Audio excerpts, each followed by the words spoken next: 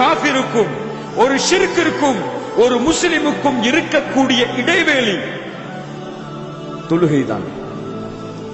எவன் தொழுகையை விடுகிறானோ அவன் காஃபிராகி விடுகிறான். எவன் தொழுகையை விடுகிறானோ அவனுக்கு மார்க்கம் இல்லை, அவன் முஸ்லிம் இல்லை.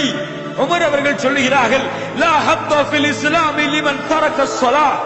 எவன் தொழுகையை விடுகிறானோ அவனுக்கு இந்த இஸ்லாமிய மார்க்கத்திலே பங்கு இல்லை.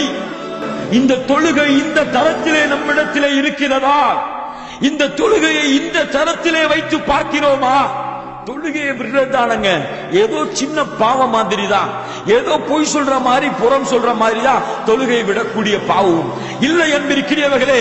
தொழுகையை விடுவது குஃபர், தொழுகையை விடுவது அல்லாஹ்வை மறுப்பதற்கு சமம். சுப்ஹானல்லாஹி ரப்பில் ஆலமீன், லா இலாஹ இல்லல்லாஹ். இமாம் ஷாஃபி